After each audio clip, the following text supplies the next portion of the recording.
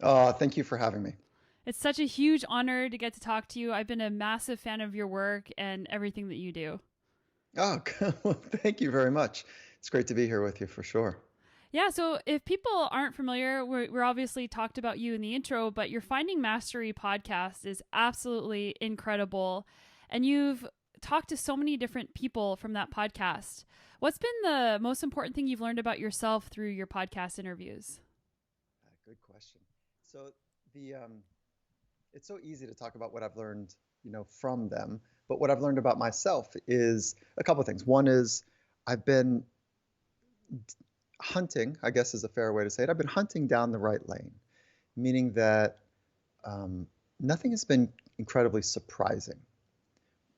So, which, if I'm not careful, almost sounds like, oh, okay, so he knew it all. It's not that. It's that there's not necessarily this radically different idea about what it takes to get better at getting better. There are a handful of consistent practices, but for me, it's really about, oh, that's right, keep staying the course, keep learning, keep being open, and the value of that has, for me in my life, paid dividends. And I'd say the one note that um, is fundamentally different than when I first started is that I'm so much more clear about the importance of people in each other's lives to go the distance to explore potential. And if I double click underneath of that, is oftentimes I've thought about that in terms of my professional community. And I'm recalibrating that it really starts at home for me.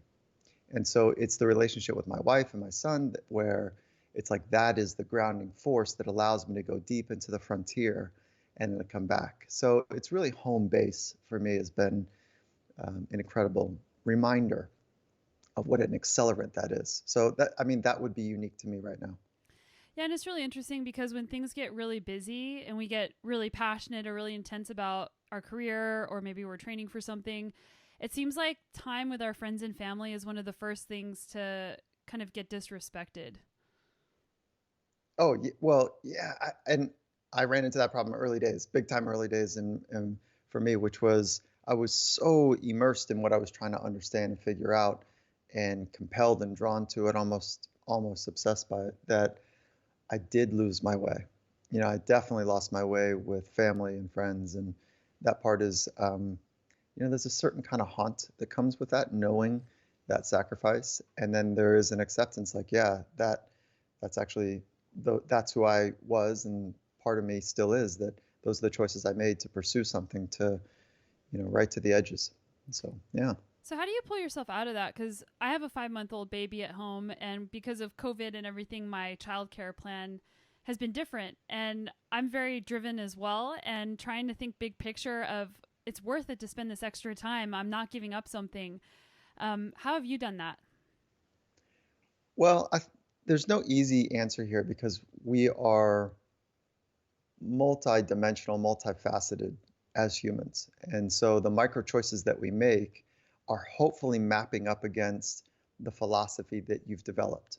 And a philosophy is a fancy word. It seems so ivory tower, but it's really just a word for the guiding principles in your life. And I think the way to think about it is, okay, if once you're really clear about the guiding principles, and then you're making micro choices to adjust according to what? Towards those, hopefully. And it's not like achievement sits outside of those, but it has to be nested inside of those guiding principles, or it becomes like an achievement mindset only, which is just about the outcome, just about the external reward or recognition or whatever it might be. So that ends up becoming an empty meal. And it's that empty meal that is so unsatisfying. We don't leave a moment to moment experience feeling full in any respect. So it's a long way of me saying, I don't have answers for others, but I do know that there's some structure that sits underneath. And that structure is to really know your guiding principles in your life and then make micro choices against those so that you can be in alignment. And it's that alignment word that's way better. It's so much more powerful, so much bigger than balance, so much bigger to me than outcome for sure. And so that's how I'm doing it. That's how and I've learned that, there's this thought that high performance begins where health ends. And that has been something that has been true for us in the community of, let's call it world-class, world-leading performance, that has been an assumption we've made for the last 20 years and before that for sure. I don't think that's the case anymore. And I think that we are getting better at the conversation about mental wellness, about physical wellness, about life, choices. All that being said is that there is no substitute for this relentless, uncommon, passion, prickly, scratchy approach to life to try to get right to the edges every day. Because if you're not on the edge, and I'm talking about the edge of capacity, when you're not on the edge, you're really not growing at a fast clip. And so I wish I could just wake up and say, okay, after breakfast, I'm going to the edge. It doesn't work that way. It takes time.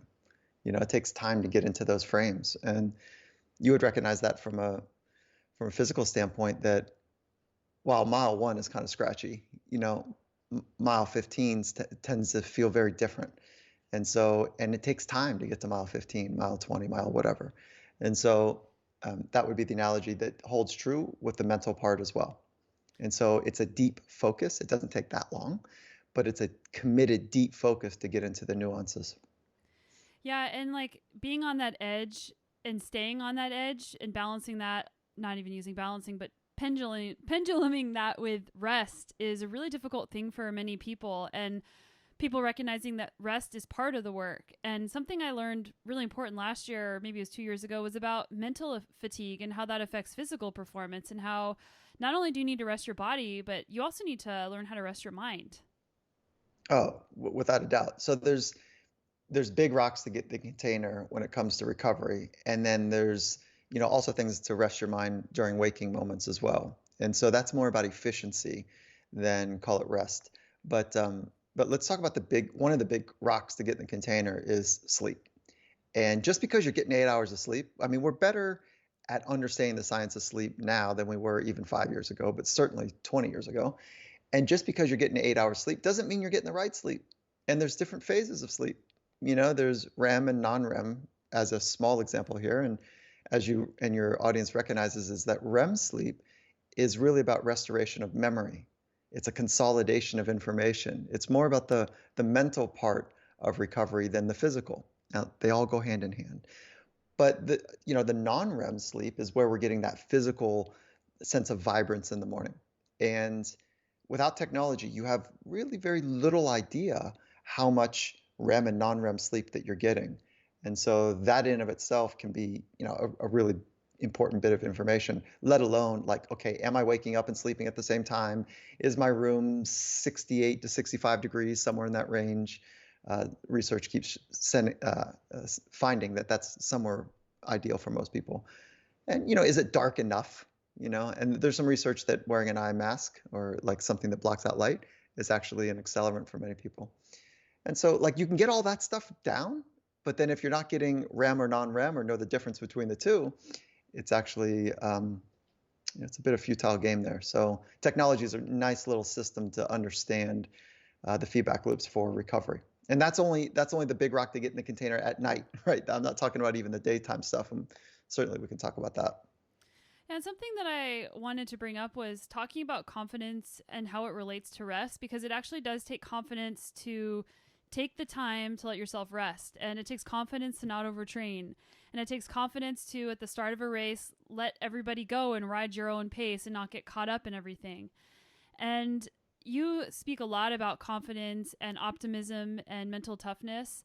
And what advice do you have for people who don't feel very confident whenever it pertains to something coming up, like an event? Oh, okay, cool. Well, let's just talk about that. I wanted to, maybe I can just tell you a story, is that it was going into the Rio Olympics and I was working with two teams.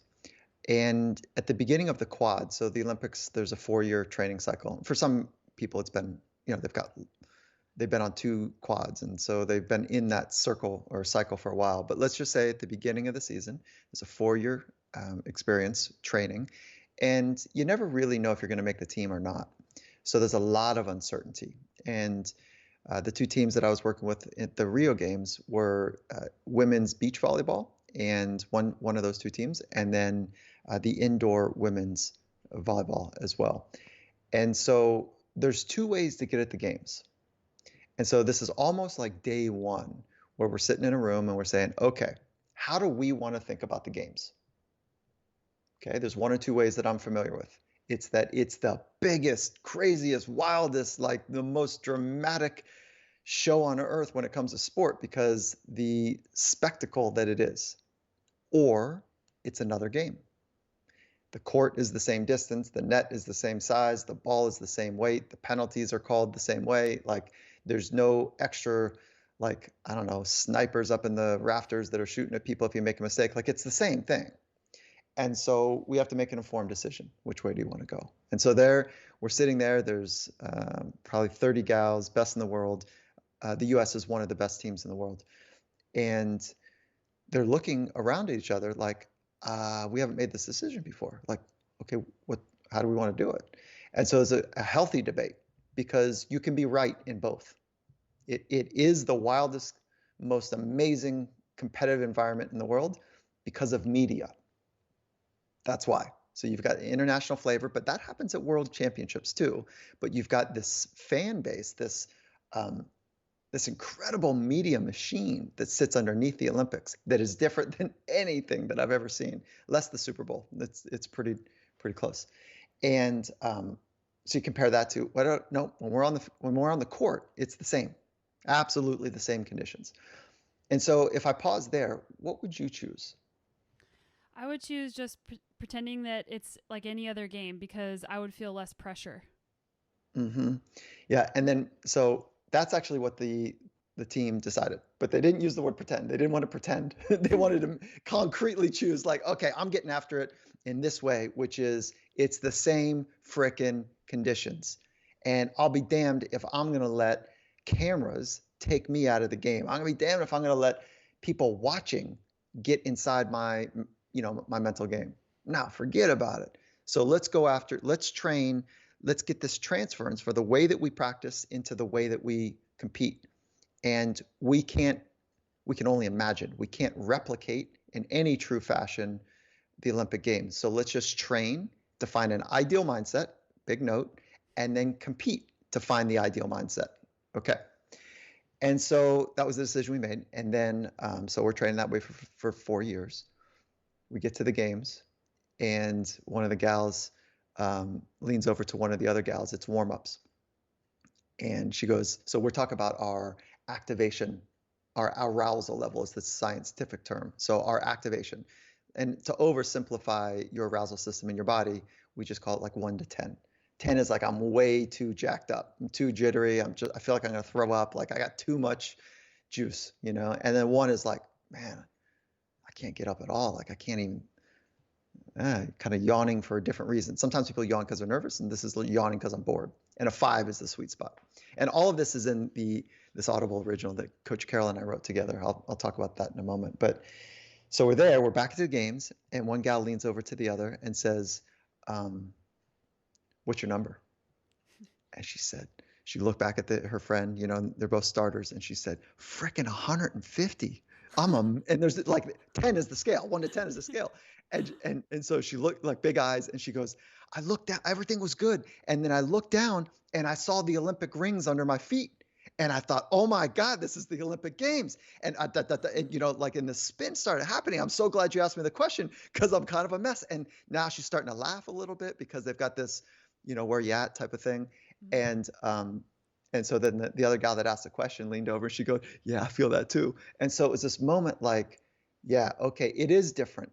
And then they said, hey, listen, let's go find our 5. So there's no doubt that the pretending, that's why I wanted to pick up on your word, that it's like, it's got to be an all-in commitment. And even when it was an all-in commitment for 4 years, they looked over at each other like, oh my God, it's the Olympics and here I am. And so, which is awesome. It's great. But then how are you going to actually go about it? And so what's great about this story is that they had mental skills and tools that they had practiced for 4 years to find a 5. And again, a 5 is this sweet spot between focus and intensity, and so there's this relaxed, calm space, It's a really rare intersection between deep focus, high intensity, and a relaxation. And those are, as you would recognize, those are kind of the precepts for an ideal mindset. Because if you're scattered in your mind and you're too jacked up and you lack that inner fire, that intensity, you can't find your ideal mindset. It's like you just can't even get your arms around it because there's this big distracting noise in there, which is like, man, my hands are rattling, my chest is thumping, I got to go to the bathroom again. Like that's just a physiological response, as you would recognize, to being nervous. So, so that's I share that story because even when you do the kind of deepest work about it, sometimes there's surprises, and that's what makes competition so fun. Is that it's the unfolding, unpredictable, unknown, but you are practiced about it. Okay, I didn't answer your question on confidence. You ready? I'm ready. Can I go another level? Yeah, let's do it. Yeah, okay, so confidence. Confidence is the time-sensitive appraisal. It's a fancy psychological term, appraisal. What does that mean? Just like an appraiser says, oh, I think your house is worth this much money. So it's a psychological concept that is time-sensitive, where you're making an appraisal between your perceived external demands, what you think the external demands are, and matched up against your internal skills. Okay. You determine the demands and you determine your skills. So if you're accurate with the external demands are really high, like it's on, right? And it's a high standard, margin of mistakes, margins of victory are narrow sliced, that if you get into that kind of space, which is accurate maybe, but you don't know how to appraise your internal skills, that's where we have confidence problems. So that's a massive accelerant to anxiety or worry or something else. And so it is a skill. Confidence is a skill. We can train it. And you train it by being aware of how you're appraising the external, how you're appraising your internal, and then finding ways to challenge both of them. And if you do that on a regular basis, you got something. And the only place the only place confidence comes from is self-talk, what you say to yourself. And so that's kind of the keyhole to confidence, is what do you say to yourself? And if you're faking it, it's going to get found out. You got to be real about it. Yeah, the most powerful voice, I always say this to myself, the most powerful voice in your life is the one inside of your head.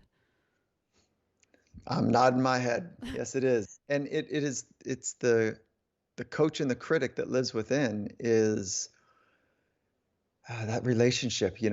T.S. Eliot said something beautiful long ago, one of our great thinkers, and he says, at any given moment in time, I'm a standing war within myself. I'm a standing civil war within myself. And it doesn't have to always be that way, but in those moments where it does feel like there's this incredible critical nature, that voice is critical and judging and worried and intolerant or scratchy in some kind of way, having the skills of knowing how to recognize that and then get out of it are incredibly important. To work with it is incredibly important. And that's the game inside the game, really. So in terms of self-criticism and self-judgment, because those are things that our internal voice says to us, sometimes self-criticism, if it's constructive, can be something that helps us grow and helps us get better. But then there's a line where it actually starts making you feel worse and starts breeding anxiety. And also there's a cognitive bias with how we actually think about ourselves. Like, how are we actually being honest with ourselves? And are we actually seeing ourselves for what we're actually doing instead of this lens that maybe we're wearing? So how can we be more honest with ourselves? Do we have to work with a professional to do that? Good question. No, and yes. So let's just talk about some of the mechanics, and I'll get to the answer about a professional. Is that becoming aware of the way you speak to yourself is only your responsibility. Nobody can do it for you. And so awareness is a separate skill. And so training the skill of awareness is a parallel path that sits underneath anything that you want to do for adjusting well or applying a skill to the mental part of the game. If you're not aware, well, then it's just kind of luck if you said the right thing at the right time. Now, one of the challenges is that how do you become more aware? Well, there's three ways that I'm familiar with it from a research standpoint, or from a science standpoint. One is mindfulness. It's right at tier 0 for becoming more aware. The second is journaling and writing, because there's a forcing function there. And the third is conversations with wise men and women. So that could be a sports psychologist or somebody that is been down the path, a wise coach or somebody. It could be somebody that's down the path or not. It could be your training partner. But if they've never been down the path, they're just trying to figure it out with you. So you don't need to have somebody, but you would need the other two for sure. And what I've come to learn, and as a trained sports psychologist, I'm biased because I've dedicated my whole life efforts towards being in relationships with people that want to explore their potential. And here's what I hear over and over again, is that it's not this concrete, but this is a summary, is that I kind of knew this stuff, but now it's really clear what I can do. And so once you know yourself a little bit better, and there's a self-discovery mechanism, and somebody that you're in that conversation with is helping for you to know yourself better, and they've also been into the thin herd on the path that you're on, the frontier of the path. And for me, for example, I'm coming back with insights like, hey, there's a trap door over there. If you keep marching at this pace, like, just know, or there's a little thin path here that you're coming up again, and it's going to widen in a little bit, but make sure you don't fall off the cliff here, or whatever the analogy might be. And it's not more of like the relationship is not a doomsday, danger, illumination of danger. It's more like, okay, let me be more concrete. You and I were trying to get to New York, and you've been to New York before, and we're trying to get there from the West Coast, to the East Coast, and we're traveling together by foot, and you've tracked it 15 times. You're going to know what to do over the Rockies, probably better than I am. You're going to know what to do in the desert, probably better than I am. You're going to know we're in Kansas. It's really flat for a long time. We're only halfway there, and if I've never been there, there's no context. And so that's the advantage of being in relationship with wise men and women, is that they give you context, they help you go deeper, they ask more questions than say and tell. And then they can, if you're trained as a psychologist, if you're with one of those folks, then they can give you the tools and say, okay, here's a couple tools to play with. And what about online courses? Yeah, how about it? I've invested in that. So online courses are, it depends. So one of the things that I've taken a lot of online courses, try to learn. It's part of a continuing education thing that we have to do as psychologists. And some of them fall really flat. And it feels like it's a DMV compliance. It's like a information dump. And then the idea that you're going to go from information to application is really weak. Like that chasm is too deep. So Coach Carroll is the head coach of the Seattle Seahawks, and he and I built a business together to do just that, to try to bridge this gap between how your mind works, a self-discovery process, what are the mental skills to be able to train your mind, and then to do it where there's some accountability, there's practice, and moments of vulnerability. And so vulnerability requires some courage and risk taking. So what we've done is there's like thousands of people that sign up in the course, and then we cull that down to put you in a group of 12 people. And inside of that small group of 12 people, we also have an Olympian who has, experienced success on the world stage. And they've also been trained by our process on mental skills, and they're in there with you. And so you go through exercises about like how confidence works, or how arousal regulation works, or how to develop your philosophy. And you're doing it with 12 other people. So there's this little bit of intimacy. It's not too much, because if you don't want to say something, you don't have to say something. I should say. If you don't want to write something in the experience, you don't have to write anything. But then you got some accountability from an Olympian / mindset coach that's in there going, hey, if you don't want to post it to the group, no problem, send it to me, and I'll kick your ass about it, and we'll have some fun with it. And so, we feel really good about the work that we've done there to go from knowledge and information to actual application of training mental skills. So I want to ask about confidence and vulnerability because it seems to me that, well, for me personally, being more vulnerable, especially in public, makes me feel more confident because there's an acceptance piece of I'm able to be myself 100% or share things that have been difficult for me so that you can see yourself in my story. And then also I can feel loved and accepted no matter what. But to be able to share and be vulnerable, it requires more of a high open personality. So which one comes first? It's a good question. There's a cultural aspect to it. There's a biological genetic aspect to it as well. And so I don't think it's a first or second necessarily, but I like the way that you're thinking about it because they are interrelated and there is this dynamic interplay between the two. And so here's the net of it is this, whether there's a genetic predisposition to be open, whether there's a personality predisposition to be open, and that's actually one of the big 5 personality traits, openness to experiences, that kind of closely rubs up against what we're talking about, is that, or there's skills that you've developed. The net is this. Do I trust, so it's not necessarily confidence, do I trust that no matter what is about to take place, that I'll be okay and I'll figure it out?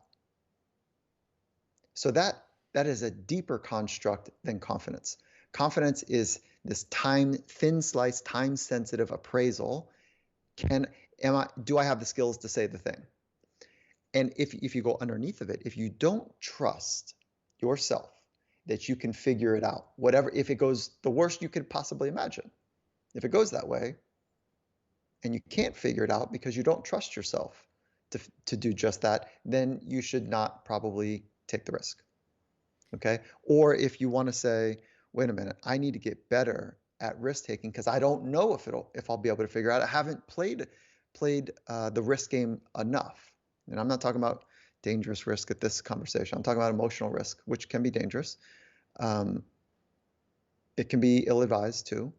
So that's why it's like having a community of people and like a sports psych or somebody in your community that you can bounce things off of. Like, hey, let me tell you about this group I'm working with, or it's this business unit I'm in, and they keep asking me about these types of questions, and I'm holding back.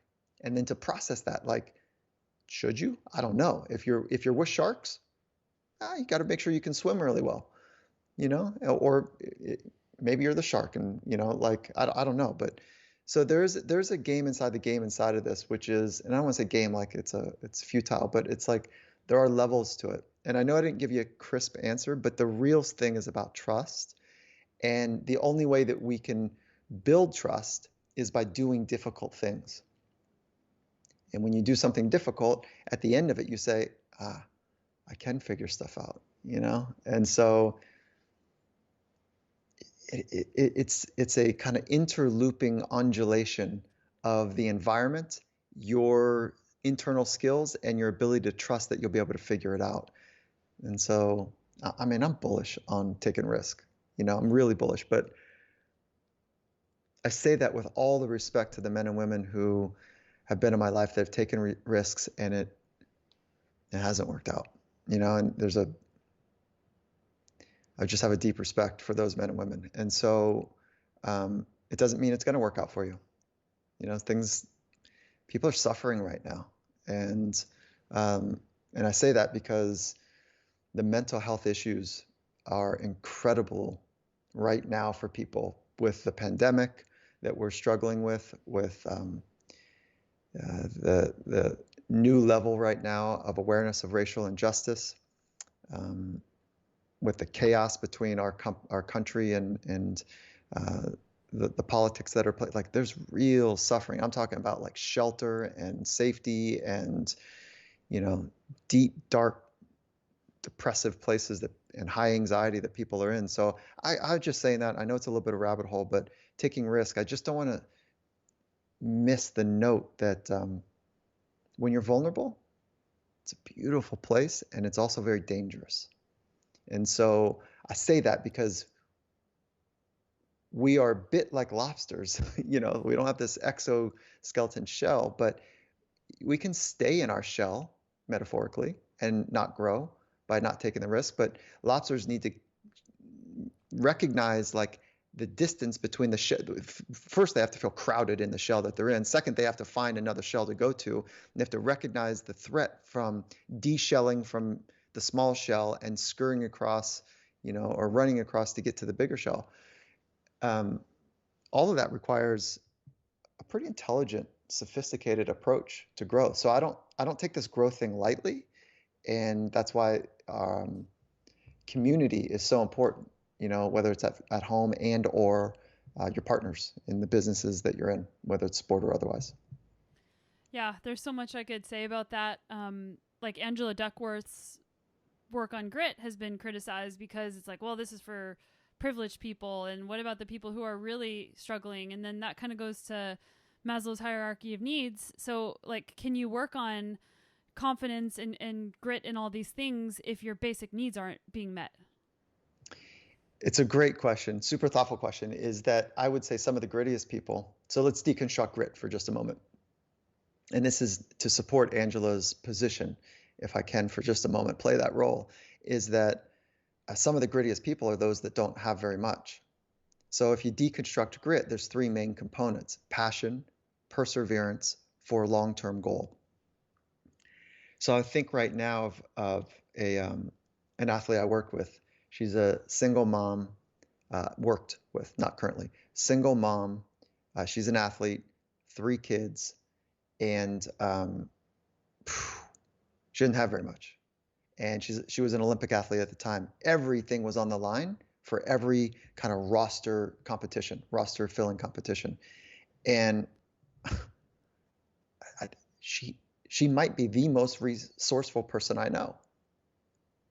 Single income, parenting 3 kids, trying to make an Olympic team. And I don't know if you know this, but most Olympians go into the games somewhere around $150,000 in debt. And so I'm going to get on a soapbox for a moment, because we get to watch whatever country that you're part of. We get to watch and kind of feel really good about the American or the, whatever country that somebody's from, their experience.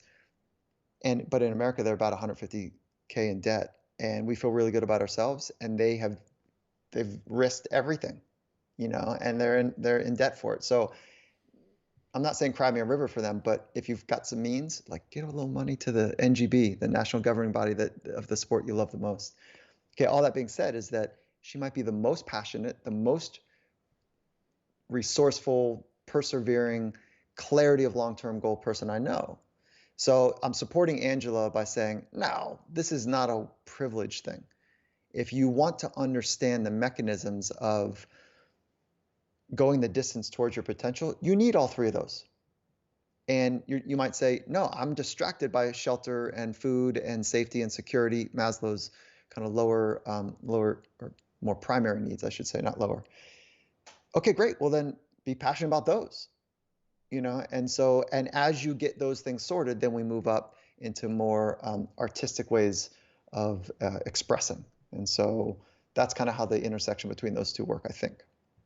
Yeah, and then I'm not sure if you probably are, but the book The Happiness Advantage by Sean Achor, he kind of goes through a bunch of the positive psychology research, and one of the chapters or topics was about post-traumatic growth, and how people who go through really difficult things often come out to do amazing things because they realize that they can and that they're more capable. How does that all play into talking about confidence and trusting yourself and doing hard things? Oh, you're in the deep stuff here. I love it. So, okay, let's just take a look at trauma. Nobody's getting through this world without trauma. Let's just kind of see if you can nod your head to that. And it might be trauma with a small t or trauma with a big T. But we're not escaping this life as we know it without something or a series of things that are traumatic taking place. If that's the case, you might have already experienced the only trauma you're going to have in your life, or not. Likely you're going to have many more small traumas in your life, heartbreaks or whatever they might be. And so I think it's really important to get at to get skilled at dealing with trauma, small t or big T. Another word for trauma is adversity. Okay. Now, if we're taking a look at PTSD, post-traumatic stress disorder, just you and I could go through the same exact experience, and you and I could have very different experiences after. So just because you and I witnessed or experienced the same thing doesn't mean we're going to have the same outcome. So when we do some research about what are those differences, well, there's a lot of preceding type of stuff that your life and my life are very different. The way that your body processes, your brain really processes this type of emotionally charging event, it might be very different than mine. And so if I were to oversimplify the brain, that there's three main components. There's like that brainstem stuff, there's the emotional stuff, and the thinking stuff. It's not this simple. And if I go through the experience and most people go, oh, man, are you okay? And you go through the same experience, but your brainstem didn't go into this kind of survival mode and mine did, I'm going to have this kind of stuck experience where each time I smell or see or feel or sense that I'm getting close to something like that in the future, let's call it a car crash, and like people died or, something horrific like that, that when I smell that rubber thing or I hear a certain screech, because it's locked into my brainstem, my survival mechanism, my brainstem that doesn't involve thinking, it's pure survival stuff, that my brain's job is to figure out how to survive. And it's going to go into a fight, flight, freeze, or submit experience. Where yours is like, oh no, I've got lots of experience with screeches because I grew up go-karting, and I'm very comfortable with those sounds, and I heard them all the time. And actually, my dad was in the military, and we actually talked about life and death and the difference between birth and death and life, and like there's lots of different ways that you've experienced it. We're going to have very different experiences. It doesn't mean you're better or stronger. It's just that I haven't had the chance to work it out yet. My brainstem did its job, and it said, hey, this was heavy. And so we're going to lock it down and to protect you from something like this happening in the future. So post-traumatic stress disorder is really not about, the name is not right. It's really an avoidance of re-trauma. Really, that's what it is. If I could rename it, I'd say it's the syndrome, if you will, it's avoiding being re-traumatized, like an ART type of thing. Now, so that being said, your path and my path are different. You could naturally go, oh, okay, well, this was kind of this kind of heavy, but it wasn't so brainstemmy type of thing. Well, but it was important enough that you think about how you could do something with it. Well, maybe you call that post-traumatic growth. But I don't fully. I call that like somebody who is a learner and is aware and want to do something based on their experiences. For me, going through something super heavy and it feels like I'm clamping down on life, for me to work through that, there is an opportunity then to be able to experience PTG, post-traumatic growth. And so it's less researched, it's less talked about, and it is 100% available. And that part gets me super fired up about like, okay, that's right. We got to get to the edges. Now that's that's a crazy kind of wild edge, but we got to get to the edges to get to this radical transformation arc. Some of the most haunting experiences are people that have been through war. And some of the most beautiful experiences are what they do with that. Those horrors that they experienced. And so that kind of transformation is, it's available to all of us, and it takes some real work. Okay, so let's go back to confidence being tied to being able to trust yourself and being able to have put yourself out there. You've done difficult things. Well, let's keep it light and say, okay, well, I've done XYZ event. I've signed up for 500-mile mountain bike races. I've done well. Well, now all of a sudden I'm not doing well anymore and I'm not performing well, or I keep quitting. And then you start losing that trust with yourself. Now, would you say that you've lost that confidence, or is that something else? And can you rebuild it? Oh, yeah, both can be rebuilt for sure. And I guess I don't know based on your scenario if it's confidence or trust. So confidence would be like, it's like, again, it's thin slicing. So it's thinking about your next race. I'm not sure that I can have the skills to get that done. Trust would be, I'm not sure I can handle if it doesn't work out well, Mm. right? So I'm going to hold back. I'm going to play it safe and small. So those are the nuances between the two, and they are different constructs. They're closely related. They can feel kind of like the same, but if you double click under there, which were you imagining was the case for the person you're describing? I would say the trust part. Yeah, yeah. So if you don't trust that you can handle another loss, and there might be real reasons why this is heavier now, because if you get another loss, maybe your sponsors drop, maybe, then it feels like there's more on the line. Well, then you know what? Then there's your brain is saying, hey, the consequences and risk are too high for many people. Some people's brains, they get that kind of stuff, and they like it, they love it. That's why they actually procrastinate, because they like that sense of pressure. They like that sense of like adrenaline that comes with like, I've got to get it done right here. I do some of my best thinking and doing, when I just kind of jam everything in at the last minute. They actually quite like it. So, and you too can like it. Wherever you are on the spectrum, you too can like it. I'm I'm not smiling. suggesting I'm not suggesting procrastination is like ideal, but there are reasons why it can be great. I'm smiling because when it comes to writing, and I'm sure that you've had this experience as well, like it seems like with writing or anything like artistic, not having a deadline makes it really hard. But when you have that deadline, you procrastinate, and then all of a sudden you're under the gun, and now like you're doing it because the deadline's coming right up.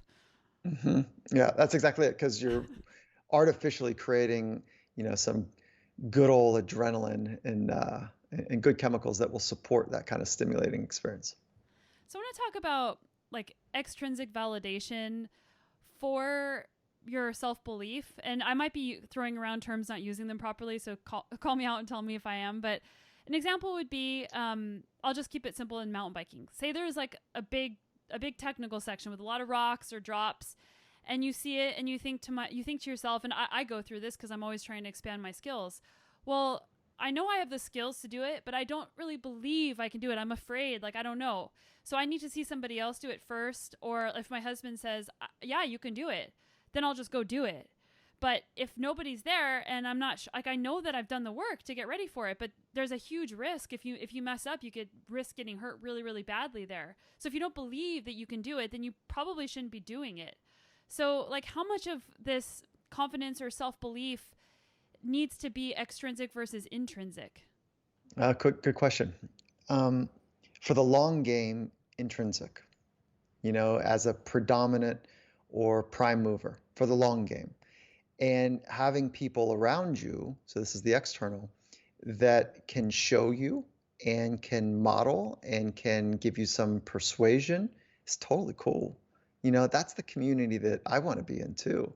Now, I can't, if you get into like the almost the lazy game of like needing that, it's just too inconsistent. But having that as a mechanism is awesome. That's what tribes are about. And it's also what Albert Bandura studied, in his self-efficacy model, is that when you watch somebody else do it, it gives you a calibrating experience. It's called vicarious experiences. And so that's really important. The second is verbal persuasion, which you just described. There's like 5 factors for self-efficacy. And efficacy is a fancy word for power. But power is not quite right because it's got this weird connotation to it. But self-efficacy is like, no, I have like this volitional ability inside of me to go for stuff, right? To be bold, and there's a sense of power that comes with that. And so those two are totally cool. And so if you have people that really know what you're capable of, awesome. But if they don't know, and it's the first ride you've been with them, and they barely know how to keep themselves together, and they're just trying to get you to go because they want to go eat lunch, and that, like whatever the scenario is, those aren't the right people. And it might get you to do it, but it also increases the risk, 10x, because they don't have a good appraisal mechanism. And this is something I've thought about a lot in terms of sports because I'm an individual sports athlete and I haven't played a team sport since I was a kid. And then team sports automatically means that you have community. But that doesn't mean it's going to be a good community. Like in your Audible original Compete to Create, you guys talk about building culture and building culture within that community so that you can help one another with confidence or bringing you back to a level 5 activation. So if people are an individual sport athlete and they don't have that culture and that team around them, how can they build their own? Mm. Okay, so nobody does it alone. Even though you're in an individual sport, you likely have somebody that is part of your community. It could be a partner at home that you talk about it. It could be someone you schedule stuff with. It could be a mechanic. Like you're in it with somebody. For the most part, 99 point whatever percent of people, nobody does this alone unless you're this bizarre kind of really cool, I don't know, pioneer in the Pacific Northwest that hasn't seen people for years. Like that's so rare though. So you do have a community, and being purposeful with that community is really important for those that want a small community, like 2, 3 people on the inner circle there. And so is your question like how to build culture, or is it more, is there something else that I'm missing? It's how do you build a culture around you when you don't have a team? Like a team, Okay, I mean a team that like but you have people. you have You people, have yeah, people. you don't have Yeah, like a team like you would on like a football team or a volleyball right. team, Yeah. but you still have like a team, but it's really different. Oh yeah. I think it's just being intentional about it, and it's really what we're talking about is a bit esoteric because it really strips down to the relationship. And so even if it's one other person, like what is the relationship with the person that you want to have? And is it supportive? Is it challenging? And I need a bit of both for me. And so I want the relationships, call it team, but I want relationships that get me, they understand me, they know how to support me, poke me, push me, challenge me, look at me sideways, tell me no, tell me yes, like I want all of that. And so it's being intentional about those relationships. But what I mean by being intentional is that we have to invest in the relationship for it to be there in a sturdy way for us. And part of that investment, this is why, you know, the Compete to Create Audible original and or the course, part of that mechanism is to get to know your philosophy. So they don't have to guess. They don't have to wonder what your guiding principles are. They don't have to wonder what your North Star is. And you don't have to wonder what theirs is. And so when you syncopate, like I flat out know what my wife's philosophy is.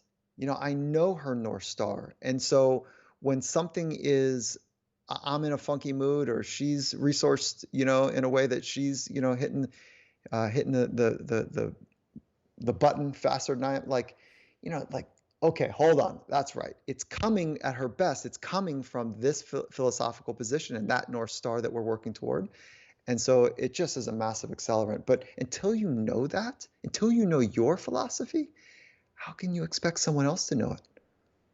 Yeah. And if they don't know it and you don't know it, how are you really going to be in relationships that are going to stand up when it's hard?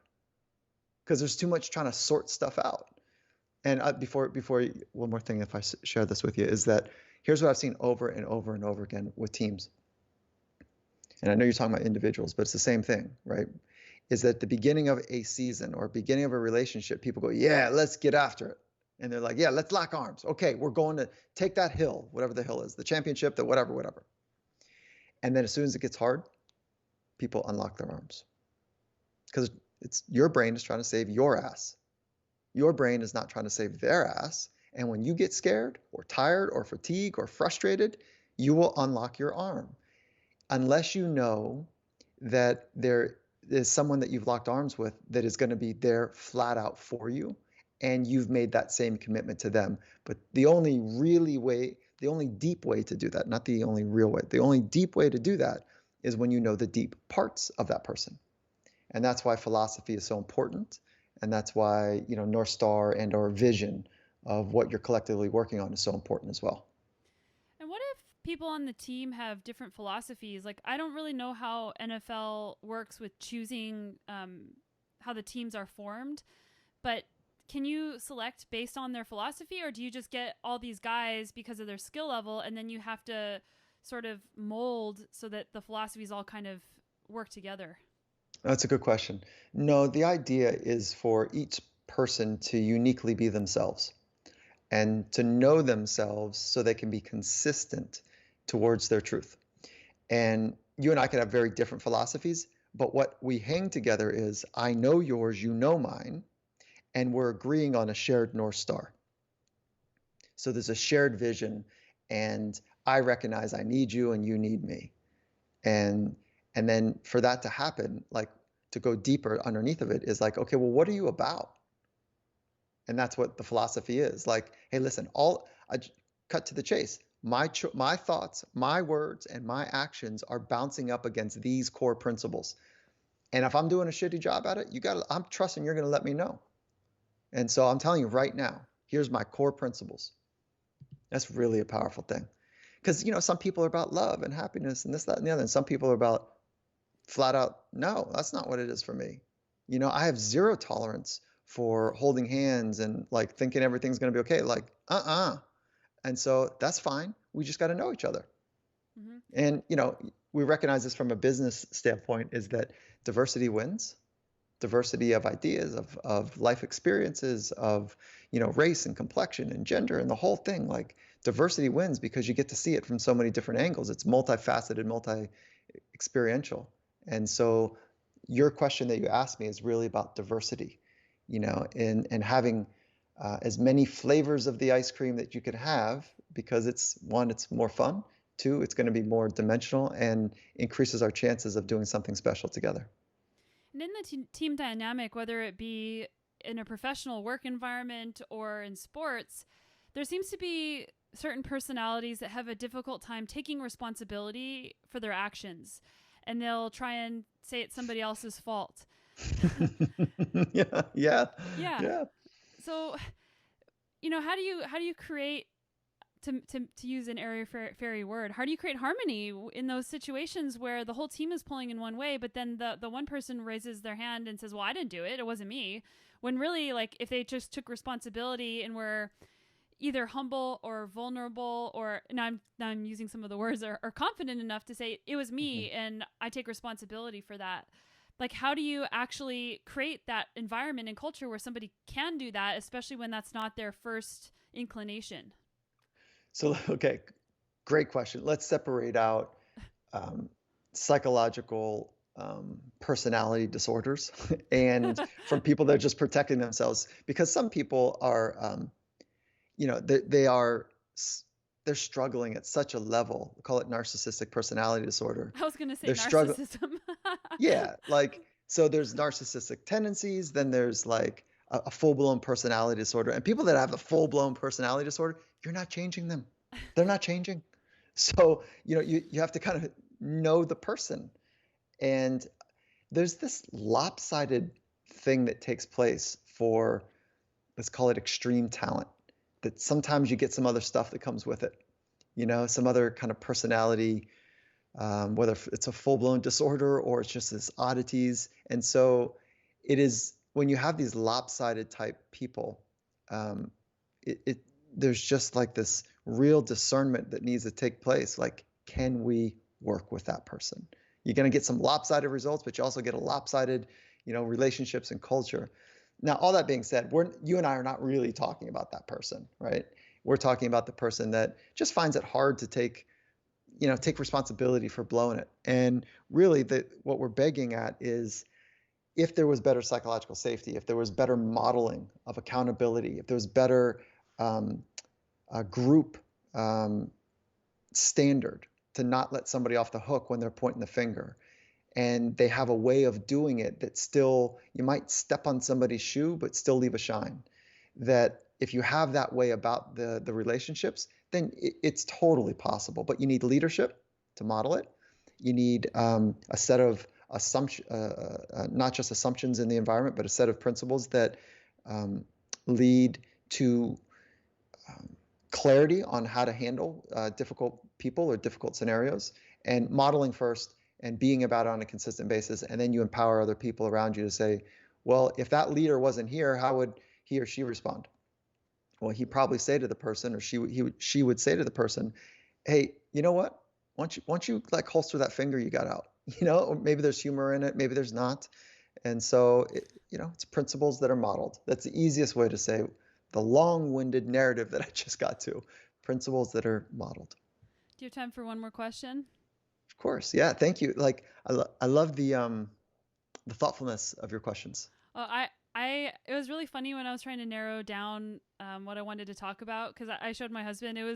I take notes on my phone in the notes app, and like it was lots of pages, so I barely even skimmed the surface. The last question I want to ask you is about success. Now, we think about success. Everyone thinks about success differently. I attempted doing a TEDx talk in 2015 about success, and my personal philosophy has changed over time to just help define success a little bit better. But some people look at success as accolades, or like, what does a successful career look like? What does a successful life look like? And then earlier, really a lot earlier in this conversation, we talked about it's kind of like the I'll be happy when I achieve X, and putting all your happiness on what you achieve, and calling that success. So, like, what for you personally, and also professionally, what do you think a healthy way of having a relationship with success is, and then being able to celebrate those successes? Oh, you broke up. Just at the very end, you said, "How do I think about success?"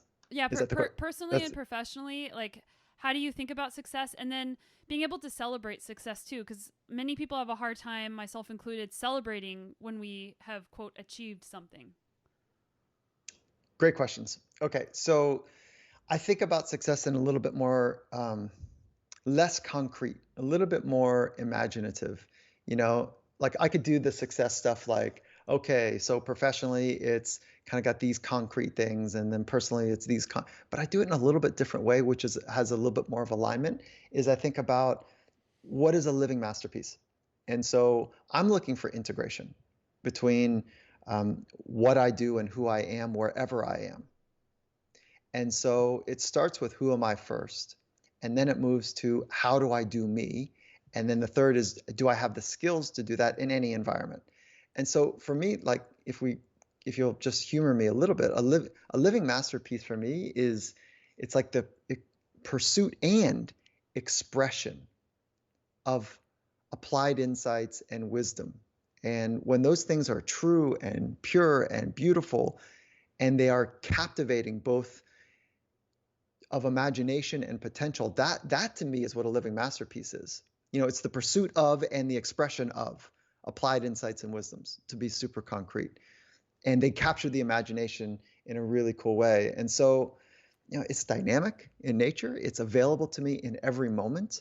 And it's multifaceted. It's an experience that is completely fluid with the present moment's unapologetic metronome of life, like the now and the now and the now and the now. And it's a structure of this way of living that is, for me, I'm more interested in that and fulfillment and flourishment than quote unquote success.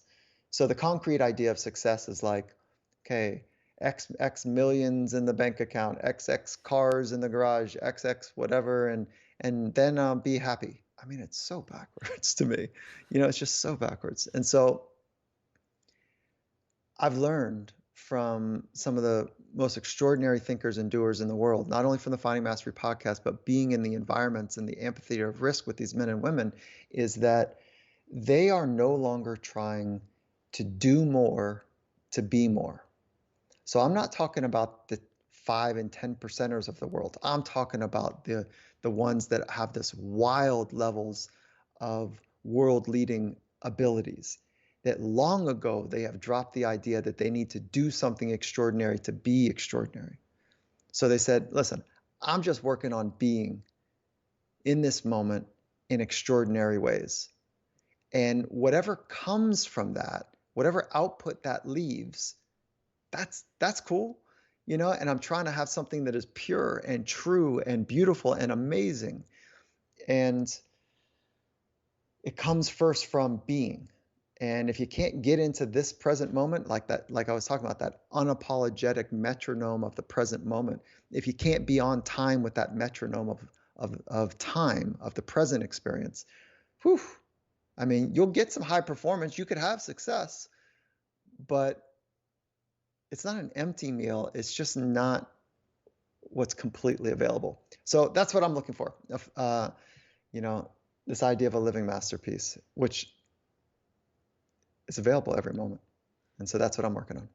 I love that. And I think it's just so important to have conversations around what success means, and that it doesn't have to be this, it's not a dollar figure. It's not like an externally measured thing necessarily. It's living your life through having meaning, fulfillment, and meaningful relationships, because that at the end of the day is what everybody is craving. And successful, quote, successful people who have all the accolades and the money, they might feel empty because they don't have those things. So I think our society needs to change how we talk about the word success, and tie it to different things.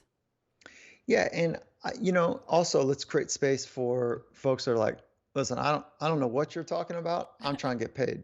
You know, that's fine. That's totally cool too. And um, we want to create space for that, and also say, okay, I would say if that's the case, what is it for? What's the payment for? What's the money for? And getting clear on that, I think, actually rounds it out in a pretty healthy way. And so, yeah, I'm not like disappointed or shaming or critiquing people that want to get paid and want to have a big house on the big hill or whatever. That's fine. But for what aim? And like, what are you giving up to get that? Yeah. I mean, Yeah. what is that about? And so I think that's totally cool. And then that is why I think this experience that we're talking about is the inner life. What's the quality of one's inner life? And would you bet that if the quality of your inner life was on point, that your external life would be equally on point? And so I never heard it so eloquent as when I sat down with, this is on the Finding Mastery podcast. I don't know the episode number, with John Donovan. He was the CEO at the time of AT&T, and he's responsible, like about 300,000 people report up to him.